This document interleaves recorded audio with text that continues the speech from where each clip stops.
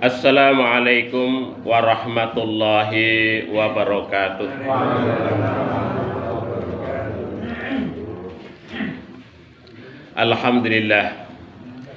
Alhamdulillahilladzi arsadana ila siratim mustaqim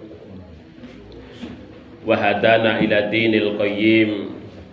Asyhadu an la ilaha illallah wahdahu la syarika lah, al-malikul haqqul mubin. Wa asyhadu anna Muhammadan abduhu wa rasuluhu shadiqul wa'dil amin.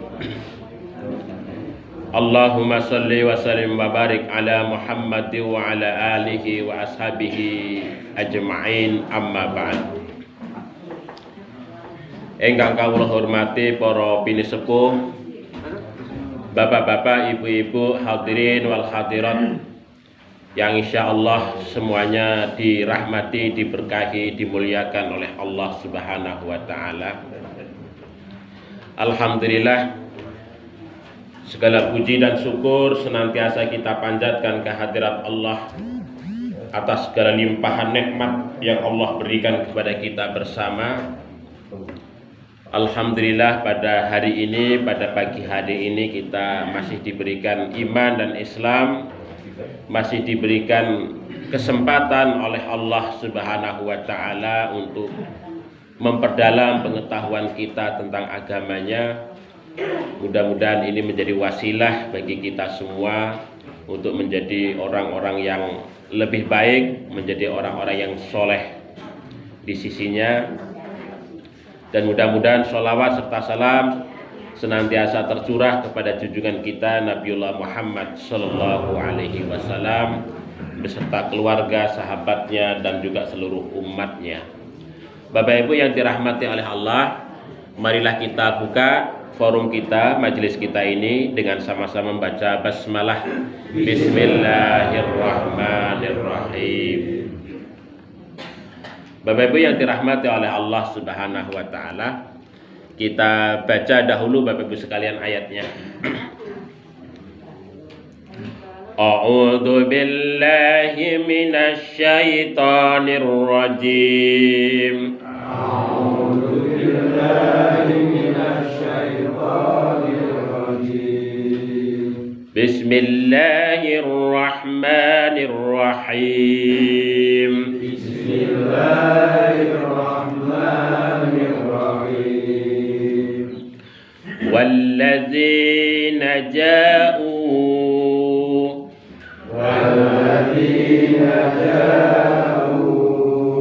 min ba'dihim yaquluna rabbana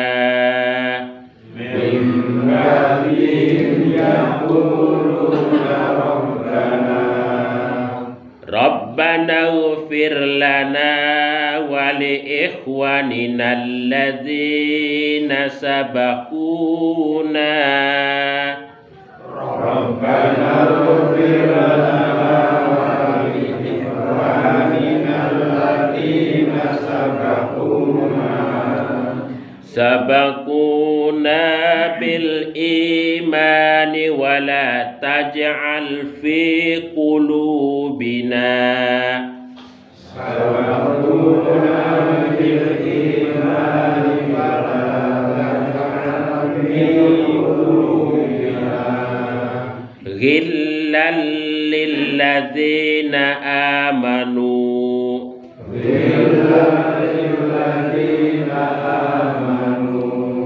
Rabbana innaka ra'ufur rahim. Rabbana innaka ra'ufur rahim. Walladzina, dan orang-orang ja'u yang datang, mim ba'dihim, setelah mereka, yaqulun, mereka itu berdoa.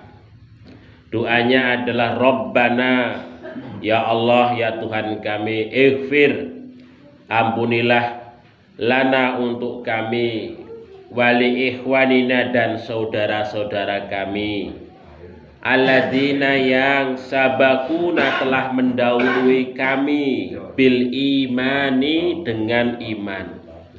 Wala taj'al dan janganlah engkau jadikan fi di dalam kulubina hati-hati kami ghillan suatu kedengkian lilladzina kepada orang-orang amanu yang mereka itu telah beriman.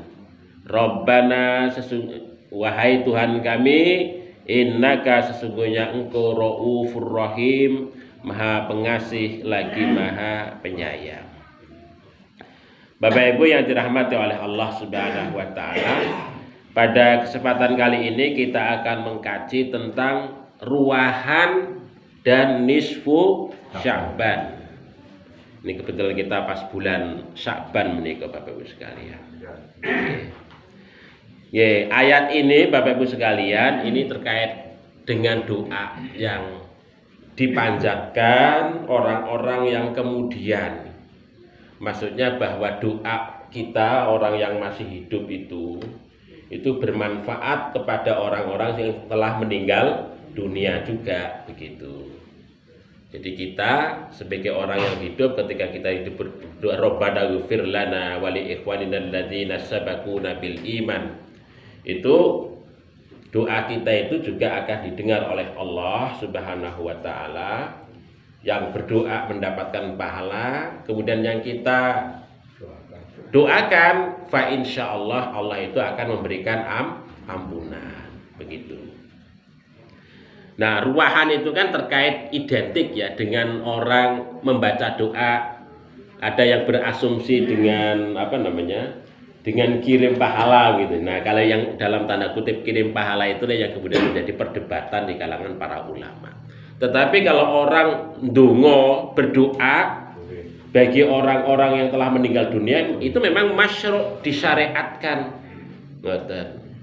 Tetapi kalau yang kirim pahala itulah yang kemudian itu ikhtilaf di kalangan para ulama, diperdebatkan di kalangan para ulama. Nah, Muhammadiyah itu mengambil posisi bahwa itu tidak berdasar karena memang tidak ada rujukan dalilnya begitu terkait dengan kirim pahala. Yang ada adalah kita berdoa atau mendoakan orang yang meninggal dunia. Bapak Ibu yang dirahmati oleh Allah Subhanahu wa taala, bulan Sya'ban itu adalah bulan yang ke-8 setelah bulan Rajab, sebelum bulan Ramadan. Disebut sebagai bulan Sya'ban, kata orang Arab dahulu itu maknanya pun adalah tafarruq ya. Tafarruq yang maknanya tafarruq atau yatasya'ab dari sya'bun yatasya'ab, maksudnya adalah yatakarrub yatafarruq berkelompok. Maksudnya orang Arab itu berkelompok-kelompok dalam rangka untuk mencari air ya, mencari air karena zaman dahulu air itu susah. Nah itu ya, mencari air itu ya untuk persiapan ya bulan Ramadan barang begitu. Untuk persiapan dalam rangka untuk datangnya bulan Ramadan, mencari air secara berkelompok begitu, maka disebut dengan Sya'ban ya begitu, Sya'ban yang artinya adalah ya tafarruq, berkelompok, berjamaah begitu. Nah, dalam tradisi Jawa bulan Sya'ban itu kemudian dikenal dengan bulan ruwah, gitu betul. Nah, ruwah menika kalau saya telusur menika dari kata rohah yang artinya adalah istirahat. Ya, begitu. Yang dimaksudkan istirahat itu karena sebelumnya adalah bulan Muharram, bulan Rajab. Manusia itu tersibukkan dengan berbagai macam kegiatan pada saat bulan Rajab. Nah, nanti setelah bulan Sya'ban menika ada bulan Ramadan. Nah, bulan Sya'ban itu disebut dengan bulan ruwah Karena di antara bulan Rajab dan bulan Ramadan itu disebut dengan istirahat. Tetapi ada ungkapan yang lain, kata ruah menika dari kata roh, arwah. Nah, begitu. Mengapa kok dikatakan sebagai bulan arwah? Karena menurut keyakinan orang Jawa, begitu. Menurut keyakinan orang Jawa bahwa bulan ruah menika adalah bulannya bulannya arwah yang ada di dalam kubur menika, bulannya kematian orang-orang yang sudah meninggal dunia. Sehingga kemudian bulan ruah menika biasanya dek wong Jawa menika kemudian sibuk untuk kemudian datang ke kuburan, resiki kuburan, nyadranan, geden-geden ngoten.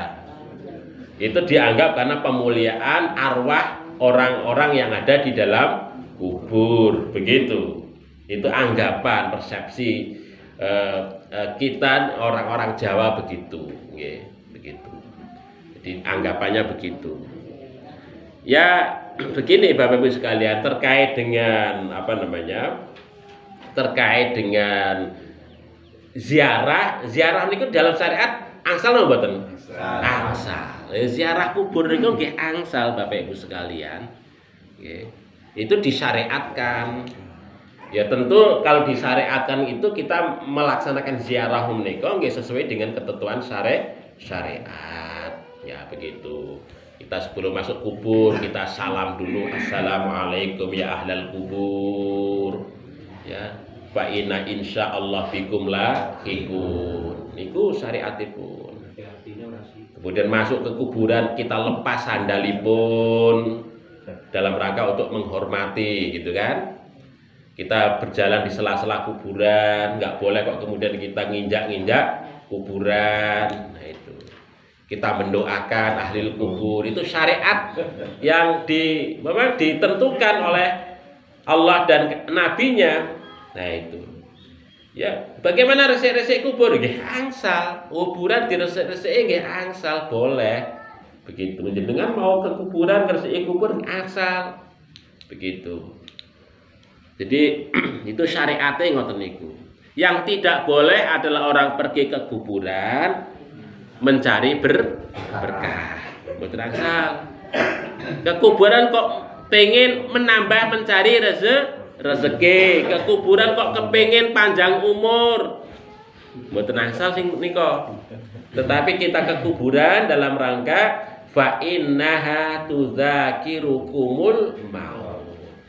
Ke kuburan menika dalam rangka untuk mengikatkan kita akan kematian. Nggih.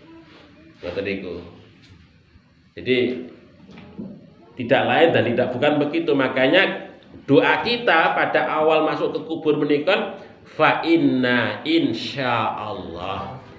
Sesungguhnya kita ini insyaallah yang datang ini insyaallah bikum lahiqun. Ya, akan bertemu sebagaimana Anda itu yang telah meninggal dunia itu. Sebagaimana Anda yang meninggal dunia itu. Fa inna bikum lahiqun. Yaitu. Jadi itu sekaligus mengingatkan kita ya akan kematian kita sebagai manusia menika.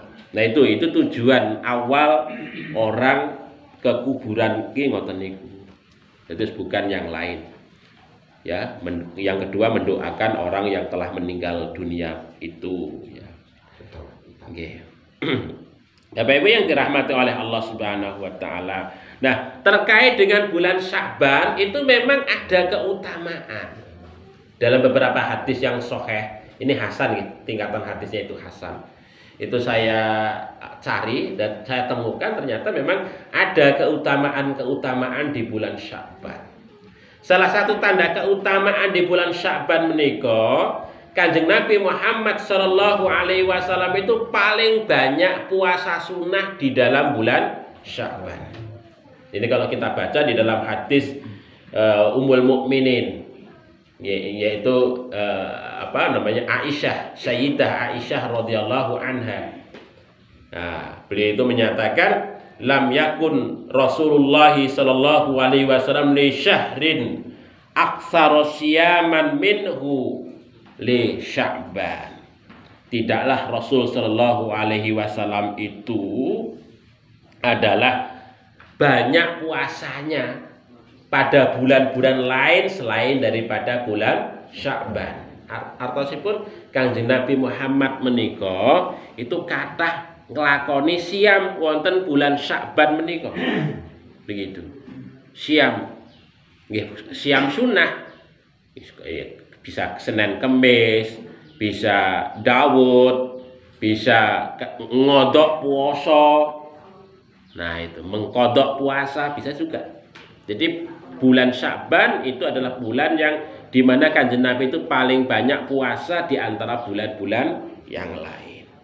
Kemudian hadis yang kedua, ini saking Sayyidah Aisyah Ummul Mukminin. Karena Rasulullah sallallahu alaihi wasallam yasumu hatta naqul la yuftiru wa yuftiru hatta naqul la yasum. Kata Sayyidah Aisyah adalah Rasul sallallahu alaihi wasallam yasum, berpuasa. Hatta naqul, sehingga kami mengatakan la yuftiru, beliau itu tidak berbuka, maksudnya terus-menerus berpuasa. Wa yuftiru, dan beliau itu berbuka. Hatta naqul, dan kami sampai mengatakan la yasum, dia tidak berpuasa. Nah, begitu. Kemudian apa beliau Sayyidah Aisyah menyatakan ra'aitu Rasul sallallahu alaihi wasallam, aku melihat baginda Nabi sallallahu alaihi wasallam istakmala, menyempurnakan siyama syahrin qattun, ya, puasa sebulan penuh sama sekali, illa Ramadan, kecuali bulan Ramadan. Jadi baginda Nabi menika yang menyempurnakan puasa, artinya puasa yang tuntas menika hanya bulan Ramadan. Wa ma ra'aituhu, dan aku tidak melihat baginda Nabi itu aksara siyaman minhu, dan aku tidak melihat baginda Nabi lebih banyak berpuasa fi Sya'ban, kecuali pada bulan Sya'ban. Dados selain bulan Ramadan, baginda Nabi menika banyak berpuasa di bulan Sya'ban. Kalau bulan Ramadan itu penuh, tetapi kalau bulan Sya'ban itu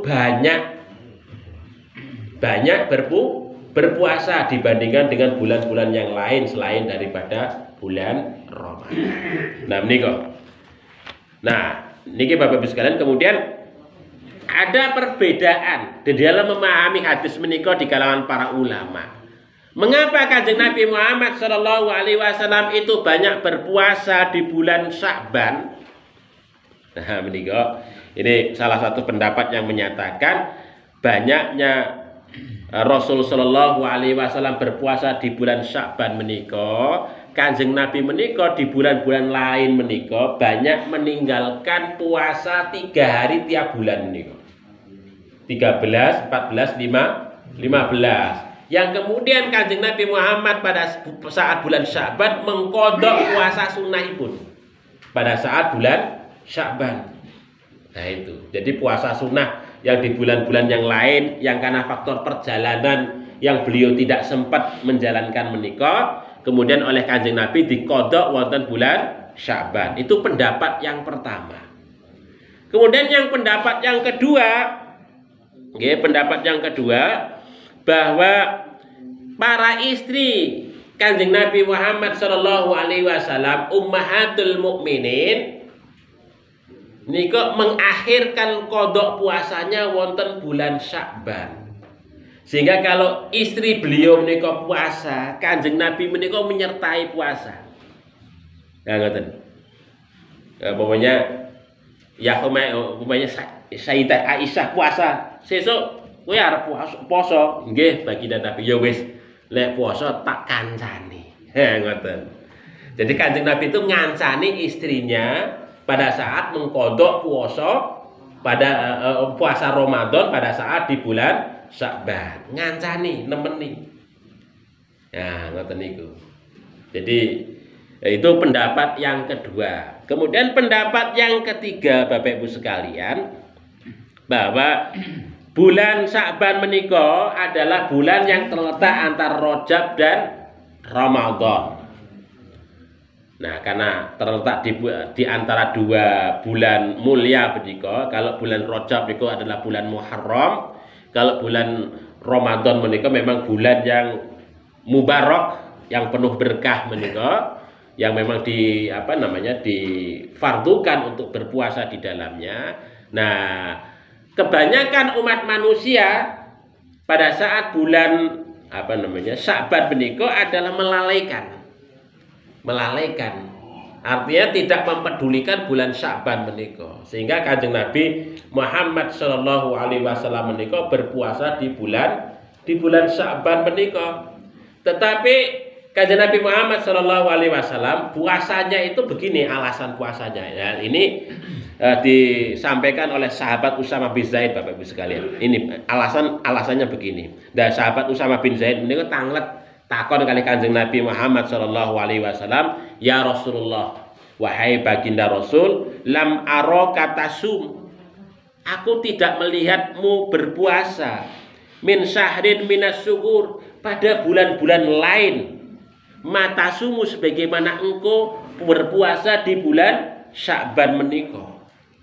Kemudian Kanjeng Nabi menyatakan qala, ya, Kanjeng Nabi bersabda qala, "Hada syahrun, inilah bulan yaghfulun nasu anhu, yang mana manusia itu melalaikannya, yaitu bainar Rajab wa Ramadan, karena terletak di antara Rajab dan Ramadan.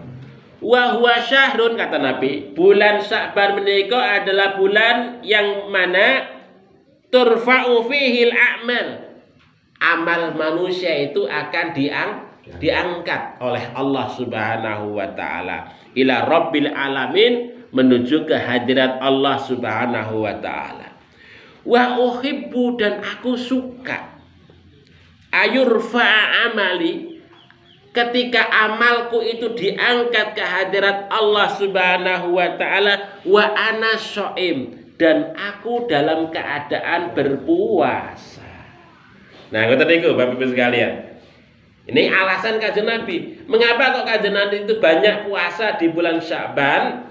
Karena alasannya karena amal manusia itu diangkat oleh Allah, dan Kanjeng Nabi itu seneng, ya, seneng kalau kemudian amalnya itu diangkat menuju ke hadirat Allah, dia dalam keadaan berpuasa. Nah, ngoten niku. Karena apa Bapak Ibu sekalian? Karena begini, ketika malaikat menika ngangkat amal kita dan kita itu dalam keadaan ngibadah maring Gusti Allah, itu kok wah, orang ini kok taati luar biasa, dilaporke Gusti Allah. Duh Gusti Allah, ketika saya mengambil amal orang ini, ya, melaporkan kehadiratmu, saya melihat orang ini sedang taat kepadamu.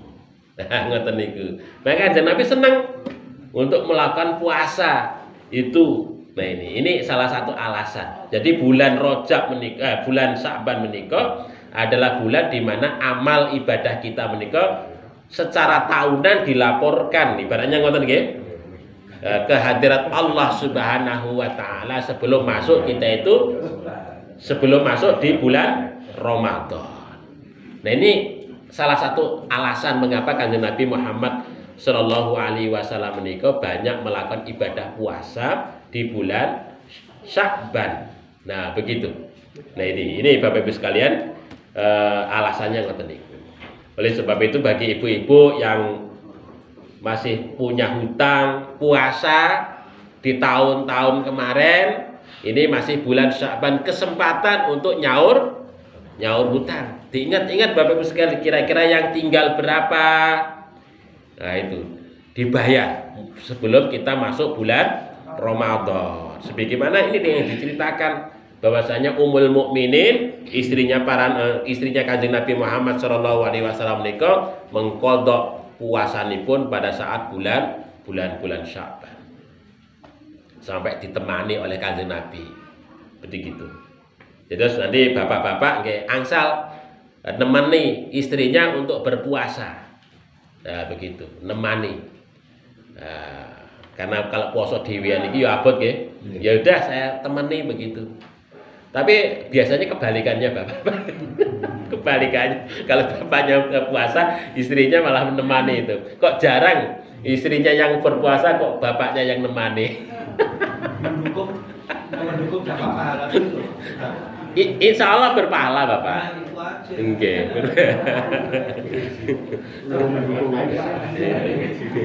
Gitu. Jadi nemani untuk dalam rangka untuk mendapatkan pahala di sisi Allah.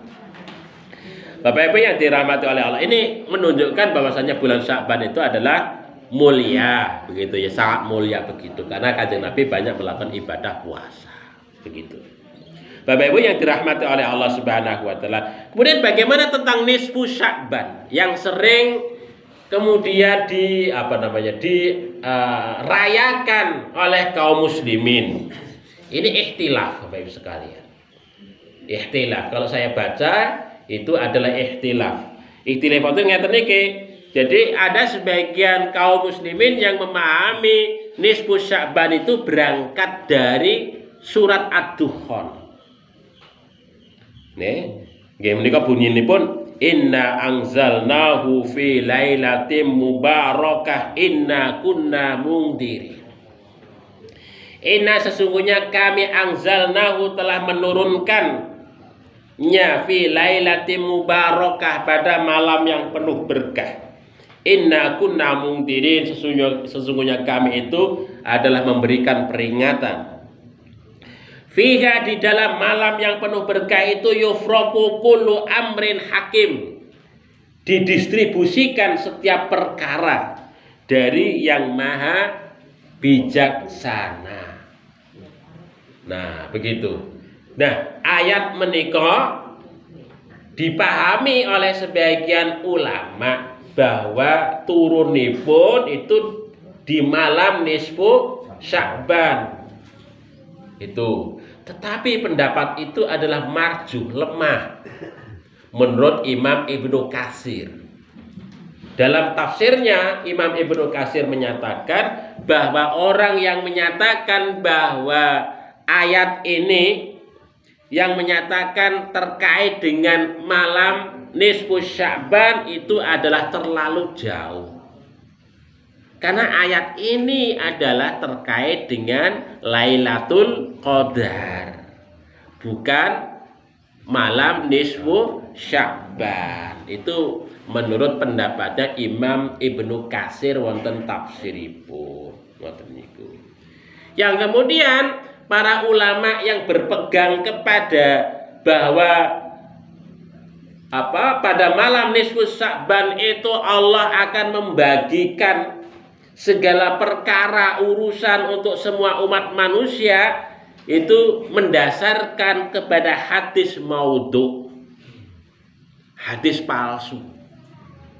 Ya. Jadi hadis maudhu menika dhaif saja mboten, tapi palsu. Kalau ndak hadis dhaif masih lumayan nggih. Ini ki hadisnya hadis palsu. Ya, hadis palsu. Nah ini jadi menyimpang dari kebenaran. Menyimpang dari kebenaran. Nah ini hadis palsunya ngeten iki. Ini yang saya banyak dikutip oleh banyak ulama dalam tek-tek kitab mereka, tetapi hadisnya palsu Bapak Ibu sekalian. Ini bunyinya, idza kanat lailatun nisfi min Sya'ban, apabila malam nisfu Sya'ban, fakumu katanya, maka bangunlah kalian itu lailaha, maksudnya bangunlah untuk melaksanakan sholat. Maka kemudian prakteknya kan ada nggih? Sholat nisfu malam nisfu Sya'ban. Padahal itu hadisnya palsu. Wasumu naharoha, dan puasalah pada siangnya. Nah, ngoten niku. Ini dasarnya adalah hadis palsu. Nek poso selama bulan Sya'ban menika memang Kanjeng Nabi banyak melakukan puasa. Itu memang betul. Tetapi dalam kaitannya dengan sholat itu mboten enten dasaripun. Sholat nisfu Sya'ban itu tidak ada dasarnya. Mboten enten dasaripun. Itu hadisnya adalah palsu. Oleh sebab itu maka kalau ada orang ajak-ajak mau sholat nisfu Sya'ban mboten usah ikutan. Itu lebih banyak ditinggalkan karena tidak ada dasar syariatipun. Nggih ngoten niku. Jadi ya kalau sekiranya kok umpamanya Bapak Ibu sekalian mau melaksanakan sholat ya sholat yang lain. Mboten sholat nisfu Sya'ban apa? Ya umpamanya mau sholat tahajud nggih monggo. Malam bangun malam sholat tahajud nggih angsal. Karena itu kalau sholat tahajud kan syariatnya wonten nggih? Nggih wonten. Monggo silakan. Tapi kalau sholat nisfu Sya'ban mboten usah. Karena itu tidak ada dasarnya. Ngoten niku. Niki. Kemudian Syekh Mahfud Saltut menyatakan dalam kitabnya Al-Fatawa, beliau menyatakan bahwa malam nisfu Sya'ban kumpul-kumpul untuk menghidupkannya lek-lekan. Nggih mboten sering toh? Lek-lekan menghidupkannya, mengadakan sholat khusus di malam itu serta berdoa dengan doa khusus kata Syekh Mahfud semuanya tidak bersumber sedikit pun dari Kanjeng Nabi Muhammad sallallahu alaihi wasallam. Niki menurut Syekh Mahfud Saltut. Syekh Mahfud Saltut menika adalah Syekh Al-Azhar. Ya, rektor tahun 50-an. Nggih, rektor Al-Azhar tahun 50-an. Beliau menyatakan dalam kitabnya Al-Fatawa ngoten niku. Jadi menghidupkan lek-lekan di malam nisfu Sya'ban, melaksanakan sholat di dalamnya, memanjatkan doa-doa khusus, ya itu tidak ada dasarnya, ya dari Kanjeng Nabi Muhammad Shallallahu Alaihi Wasallam. Kemudian di dalam kitab Al-Mawsu'ah Al-Fiqhiyah, niki kitab Al-Mawsu'ah Al-Fiqhiyah niku kitab fikih terbesar ini karena 32 jilid Bapak Ibu. Ambrah-ambrah niku. Ini yang diterbitkan oleh Kementerian Wakaf Kuwait menika. Maka disebut dengan Al-Mawsu'ah Al-Fiqhiyah Al-Kuwaitiyah karena diterbitkan oleh negara Kuwait menika. Ini 32 jilid. Di dalam keterangan jilid 2 atau juz 2 menika dijelaskan bahwa penjelasan Imam Al-Ghazali dalam kitabnya Ihya Ulumuddin ya terkait dengan cara khusus untuk menghidupkan nisfu Sya'ban. Nah, sesungguhnya apa yang dilakukan oleh Imam Al-Ghazali itu juga mendapatkan penolakan dari mazhab Syafi'i, pengikutnya Imam Asy-Syafi'i menurut kitab menika. Ya. Yang kemudian menyatakan apa? Tabaruha bid'atan qabihatan. Kemudian mazhab Asy-Syafi'i menika menganggapnya sebagai bid'atan qabihatan, bid'ah yang buruk. Bid'ah yang buruk. Wa kalau As-Sauri, kemudian Imam As-Sauri menyatakan hadhihi sholatu, sholat ini maksudnya sholat malam nisfu Sya'ban itu adalah bid'atun maudhu'ah qabihah mungkaroh. Masya Allah ini ya. Sudah bid'ah maudhu'ah qabihah mungkaroh. Akeh banget ini gelaran ini. Saking eleknya, saking jeleknya begini. Terus kita tidak perlu melaksanakan sholat malam nisfu Sya'ban karena itu boten enten dasari. Ngoten Bapak Ibu sekalian nggih. Terus kalau salat yang lain nggih monggo.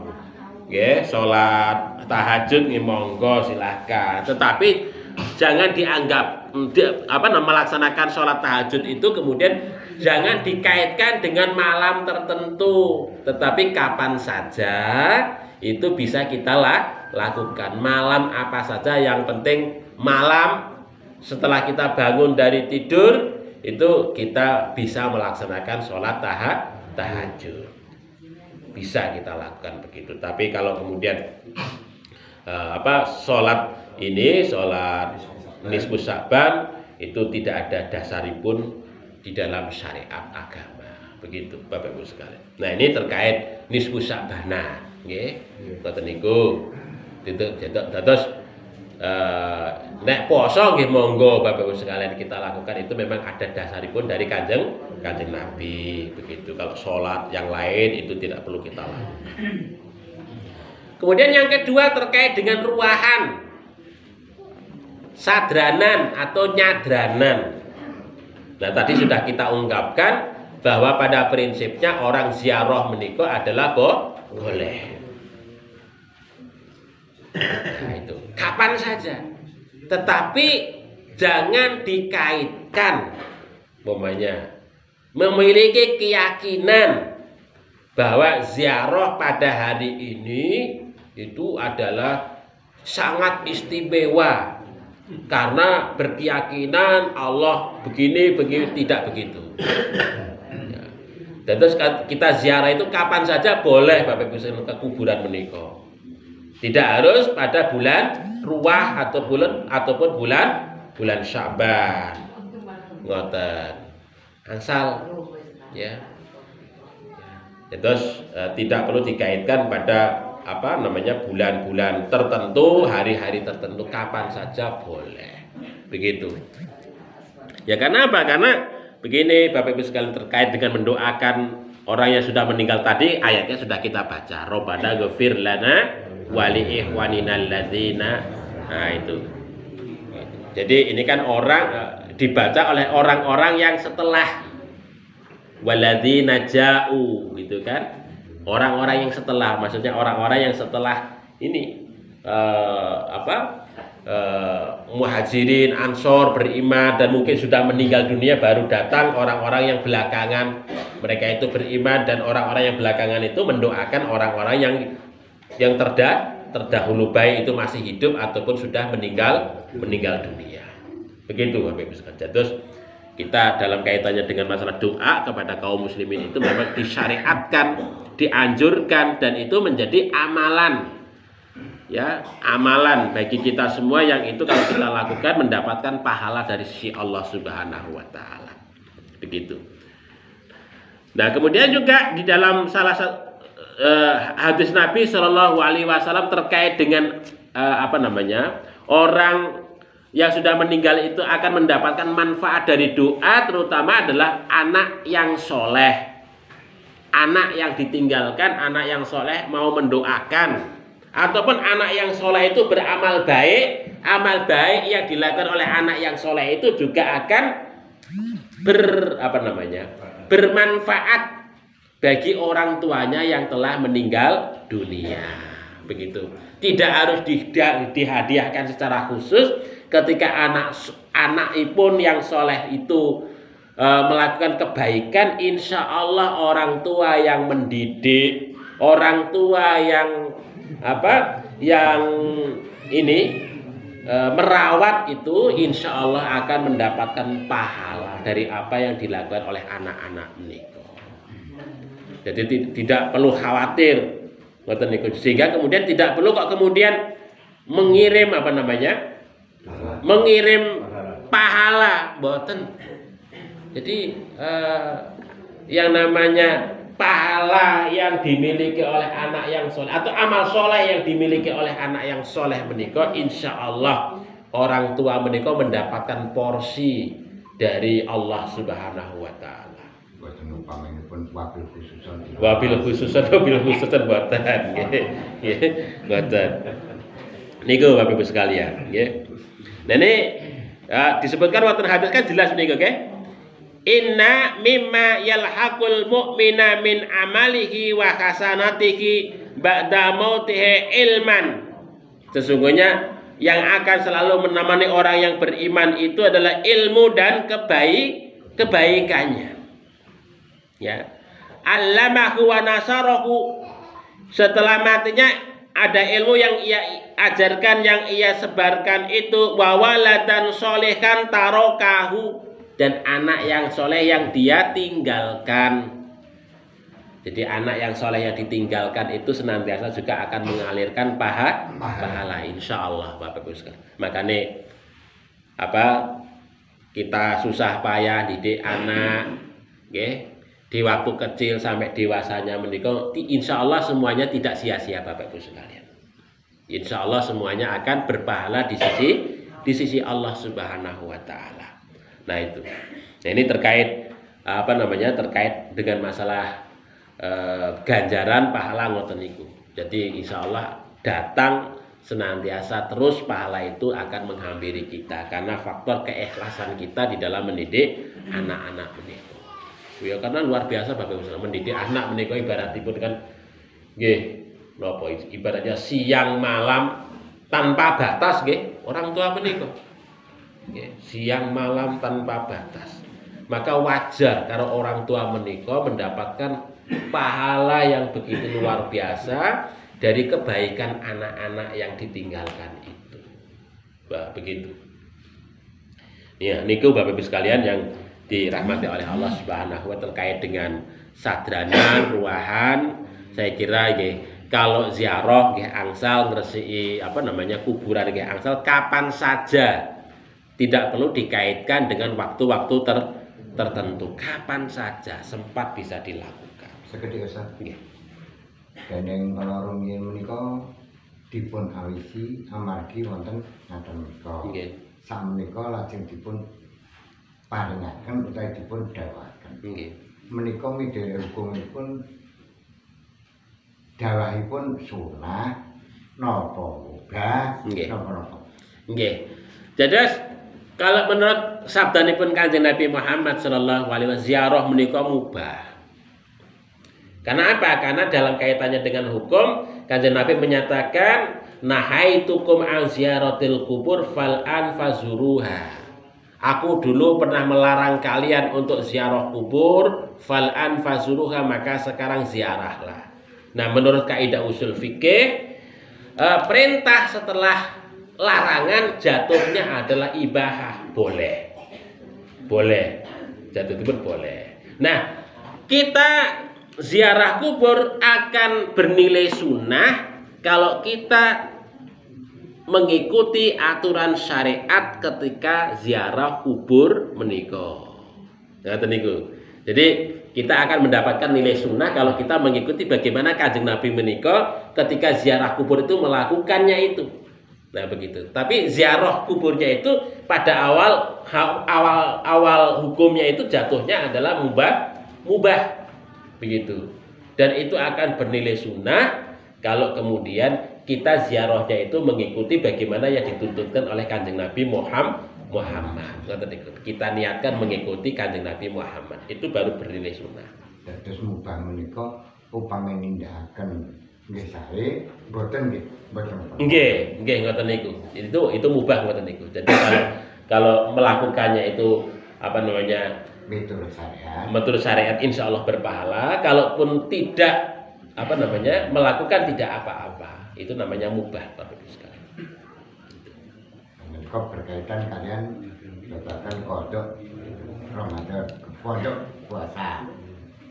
Menawi sholat menawi siang menika wonten kodripun. Menawi sholat menika pripun? Nggih. Nggih, kalau sholat tidak ada tuntunan dalam kaitannya dengan qadha. Nggih. Terus begini Bapak Ibu sekalian. Dalam kaitannya dengan masalah sholat itu tidak ada ketentuannya tentang masalah qadha. Itu memang ini ikhtilaf sebenarnya Bapak Ibu sekalian ya. Ikhtilaf di kalangan para ulama. Begitu. Jadi ada ikhtilaf di kalangan para ulama. Memang ada sebagian ulama yang menyatakan bahwa sholat itu ada qadha-nya. Nah begitu. Ada sebagian yang lain menyatakan bahwa sholatnya dalam kaitannya dengan sholat itu tidak ada qadha-nya. Nah dalam kaitannya dengan sholat umpamanya, mengapa kok tidak ada qadha-nya? Karena sholat itu bisa dijamak, bisa dikosor. Begitu. Sholat itu bisa dilakukan dalam keadaan dalam perjalanan di atas kendaraan angsal. Orang yang sakit dalam keadaan tidak apa-apa pun bisa melaksanakan sholat. Kalau tidak bisa melaksanakan berdiri dengan duduk. Kalau tidak bisa melaksanakan duduk dengan berbaring. Jadi tidak ada alasan bagi seseorang kok tidak bisa melaksanakan sholat. Di atas kendaraan bisa melaksanakan sholat. Pokoknya di atas busnya itu nggak pernah berhenti. Saya nggak bisa sholat maghrib, nggak ada alasan untuk tidak sholat maghrib di atas bus itu. Sekalipun busnya itu tidak berhenti, bisa sholat di atas bus. Makanya itu tidak ada qadha di dalam sholat. Kalau ganti itu, Ustaz. Tapi ini pernah saya temui ada orang yang meninggal dunia 1 bulan dia tidak sholat lalu diganti. Ini orang-orang itu ada dalilnya. Boten enten. Makanya begini Bapak Ibu sekalian, dalam kaitannya dengan orang yang sakit, memang inilah peran orang yang menunggui. Ini peran penting. Ini fungsi orang nunggoni orang sakit itu. Ketika waktu sholat diingatkan, Pak, dalipun sampun sholat. Diingatkan, jangan dibiarkan saja. Ini fungsi menunggui orang sholat, orang sakit menikah. Mengingatkan, ini waktunya sudah sholat. Kita tayamumi nggih. Ditayamumi. Ya kadang-kadang orang sakit itu ya males. Males. Ya diingatkan. Ditayamumi monggo nganu ki. Yang sehat menika. Ya, yang sehat. Begitu itu fungsi.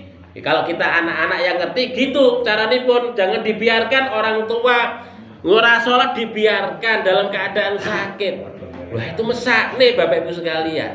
Kita kan pengen kalau orang tua kita menikah mati dalam keadaan husnul khotimah. Maka yang menunggoni itulah fungsinya, mengingatkan orang tuanya, terus ngibadah, zikir paring Gusti Allah. Karena sakit itu adalah dalam keadaan yang sangat posisi yang terbaik untuk kita mendekatkan diri kepada Allah. Diingatkan secara terus menerus. Karena sholat kalau sudah hilang tidak ada qadha kecuali lupa. Kalau lupa umpamanya, oh tadi pagi kok saya belum subuh, saat ini baru ingat. Nah saat itulah kemudian seseorang itu melaksanakan. Saat ingat itu. Oh tadi malam kok saya belum isya. Pada saat ingat itulah langsung dia melaksanakan sholat isya. Tidak ada qadha. Kalau secara sengaja ghafil ya sudah, dia maksiat kepada Allah, hilang. Tetapi kalau dalam kaitannya dengan puasa, mereka memang ada qadha. Karena secara syariat kita terhalang, ya, terhalang. Dan itu bisa dibayarkan di luar itu. Nah, kalau ibu-ibu terhalang dalam kaitannya dengan menjalankan sholat kan nggak ada gantinya. Haid, wah waktu haid saya seminggu hilang ya, saya kodok sholatnya selama mboten, nggak ada ceritanya itu. Jadi kalau pada saat posisi haid ya sudah, ya, itu al-ma'fu. Ketika bapak ibu kebiasaan sebelumnya sholat dianggap posisi yang tidak suci itu dianggap sebagai sholat oleh Allah. Diparingi kemurahan. Tapi kalau ibu-ibu sebelumnya itu biasa maksiat karo Gusti Allah, waktu haid juga dianggap sebagai maksiat kan. Ngoten lho ibu-ibu sekali.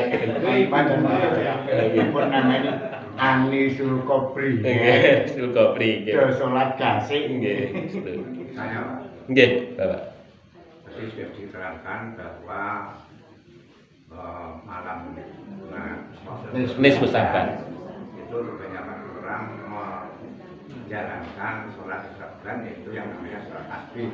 Nggih. Yang perlu saya tanyakan itu sholat tasbih itu saya pernah mendengar dari satu pengajian itu kok katanya perintahnya lakukanlah atau kerjakan sholat tasbih tiap malam kalau bisa, kalau tidak seminggu sekali, kalau tidak bisa setahun sekali, kalau tidak selama hidup sekali. Itu orang-orang biasanya menjalankan sholat itu pada malam minggu yang menentukannya sholat tadi itu 4 rakaat. Tiap satu rakaat baca subhanallah subhanallah alhamdulillah itu 70 kali.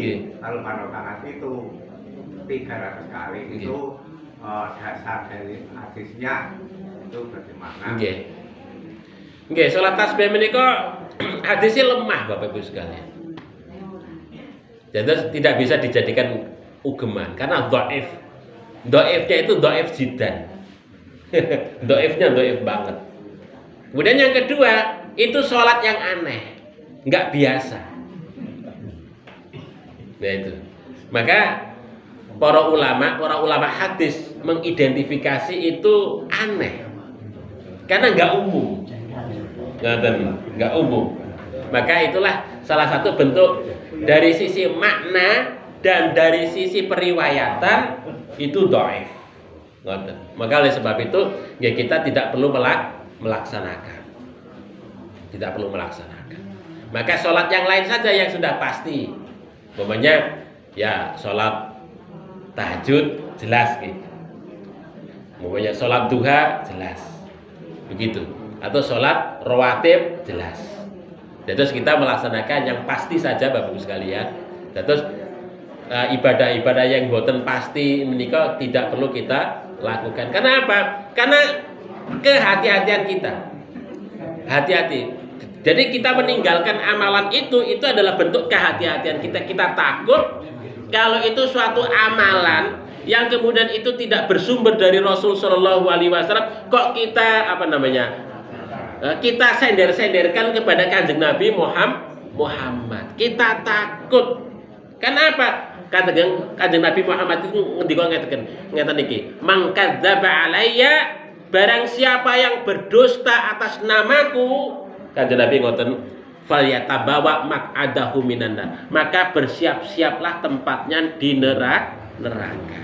Kita takut kalau kita itu kemudian amalan itu kemudian kita sandar-sandarkan kepada Kanjeng Nabi. Kita takut kalau kita itu berdusta atas nama Kanjeng Nabi. Padahal Nabi Shallallahu Alaihi Wasallam boten pernah melakukan perbuatan itu. Terus kita meninggalkan itu wonten dasaripun Bapak. Insya Allah kalau kita berhati-hati di dalam beragama itu, insya Allah kita berpahala Bapak. Insya Allah kalau kita itu melaksanakan syariat yang jelas tuntunannya, insya Allah itu pahalanya lebih besar dan insya Allah lebih dimuliakan oleh Allah Subhanahu Wa Taala. Karena bentuk yang namanya takwa menikah hati-hati di dalam menjalankan syariat pun kita hati-hati. Saya yang kedua, kalau jarak kubur itu baca Quran di kuburan kubur itu boleh atau enggak? Nggih. Angsal, monggo. Ya sebenarnya pun kan ngeten, yang namanya membaca Al-Quran menika adalah syariatipun. Al-Quran menika sebagai huda. Memang Al-Quran berfungsi sebagai ta'abud, artinya ibadah. Ya umpamanya kita ngeten, membaca Al-Quran kan dalam rangka untuk dekat dengan Allah. Kita membaca ta'abud. Nah, sebelum kita dongo, kan kita ta'abud, ini kan membaca Al-Quran sebagai bentuk ngibadah karo Gusti Allah. Kemudian setelah itu kita membaca Al-Quran. Setelah membaca Al-Quran kita proposal, kita ndonga karo Gusti Allah. Angsal Bapak.